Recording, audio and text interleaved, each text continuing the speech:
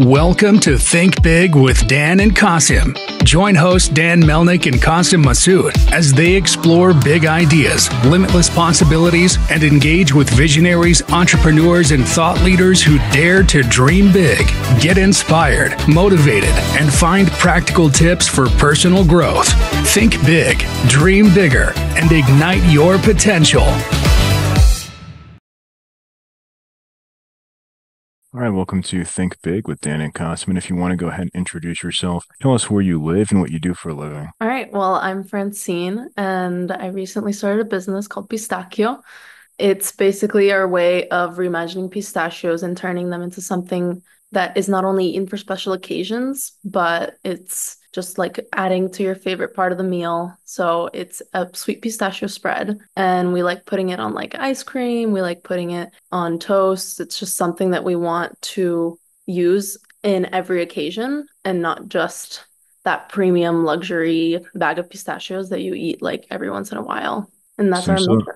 hmm so how did you get the idea for it? We were actually in college, my partner and I, and we were entering into like our capstone projects, which were just like our senior projects for our last year of college. And I had just finished mine, and my partner was entering his new one. And we had the idea of combining both of our interests, which were mine were food and his were just like the brand direction and everything. And we thought like what better way than we were walking around the grocery store actually, and we saw like a bunch of nut butters, which were like almond butters, cashew butters, and we never saw anything with pistachios. My partner's from Italy. I went to culinary school there. And so the idea kind of just struck that we should create a spotlight around pistachios and turn them into something completely new. And we wanted to start a food truck actually and just like have pistachios be the star of the show, put them on every dish. And then we realized that we needed like funds for a bunch of that and like investments. So we said like, let's start an online business first. Like we'll create like a spread, something that you can use it on everything. And that way people start to get the idea that like pistachios can be used in more than one occasion. So, like, how did y'all get the idea in terms of like the spread? Was it more of just like testing things in the kitchen, or did you guys have like a recipe? Like, what did that Yeah, look like? we wanted it to be like a connection for people that could be used on anything. So the initial thought was like, let's create like the OG condiment that everyone uses for like burgers, pizzas, like salads, dipping with fries, and that was a mayo. And then we just mixed together like pistachios into a mayo and created a pistachio mayo. And that was our first like product. Then like we had our friends try it. Our friends loved it. They thought it was really unique. And then we had to do some market research in our class. So we went to a thing called like the community spotlight in the farmers market in our college town in Savannah, Georgia. And we just had people try like variations of that original product. And then we also made a sweet one at that time. So we just had like people tried those three different variations of it. And everyone just like it blew their mind. So when we realized that it was something really special, we were like, we need to move forward with this. We moved to Portland to bring it to life. And then we ran into like a lot of formulation issues with the original product, which was that mayo. And so we pivoted and created that sweet one and just like brought it back to life from that farmer's market where we made the first iteration of it. Awesome. So, I guess like as of today, are you mostly direct to consumer, or Amazon, or retail? Like, where are you, I guess, finding your current customers? Right now, well, yesterday we launched nationwide direct to consumer online, and we've been selling locally for the past 2 months in Portland. So we were just literally driving to people's houses and bringing them like their orders. We were also just like trying to get into smaller retail shops like around our area. And everything was like within a 5 mile radius because we didn't want to drive like way too far. And like we already had like a few orders where it would take us like 3 hours to drive around town and bring it to people. And then just like smaller shops too. So we're in a few stores, I think around 9 or 10 now in Portland after like 2 months. And then we're trying to focus primarily on D2C online and trying to like expand that like nationwide audience. So what's your strategy? Is it more like TikTok, Facebook ads? Like, what are you guys doing to really, I guess, reach people in 2024? We haven't put any money in like paid marketing yet.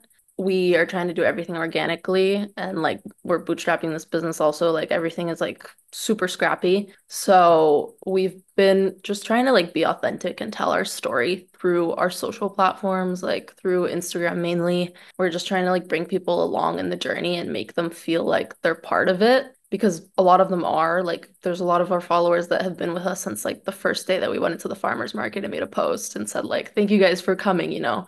And now it's like a year later and we just launched pre-orders and like they're still with us in a way. So it feels like really special, that connection. And I think that's why people like have become so loyal. And like right as we launched our pre-orders, they just ordered right away because they've been waiting for a year. And we've been bringing them along and telling them like updates, you know, whenever we had struggles, we would tell them what's been going on.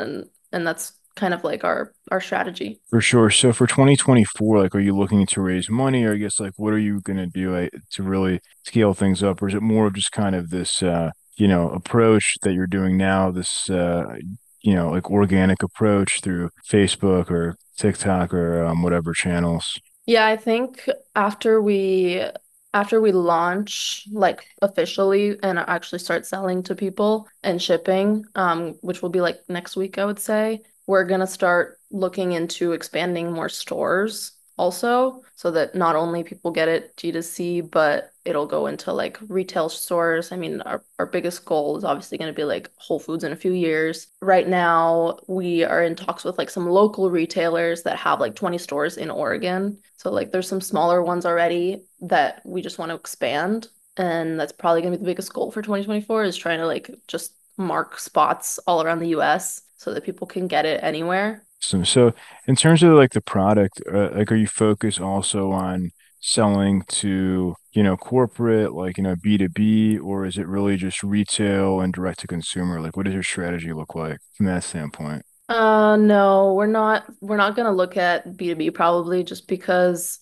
we were talking about, you know, doing collabs with other businesses where they can like carry it. And we've been having people also ask us if like they can carry it inside of their store and like use it in a latte for like the year, you know. And the reason that we kind of wanted to steer away from that was because we feel that we're more of like a brand and we need to like keep that brand positioning where it's not just like that product that everybody has. Like we want it to feel more special and we want people to be connected with us as a brand and our packaging and our journey rather than like just having the product like everywhere. And so our main focus like is going to be D2C and like building our brand more than just expanding without knowing where we're going. For sure. So in terms of D2C, is it really just from your website, or are you planning on launching on Amazon or TikTok shop? Like, what does that look like? I mean, hopefully Amazon at some point, TikTok shop also, but mainly for this year, at least I would say our website,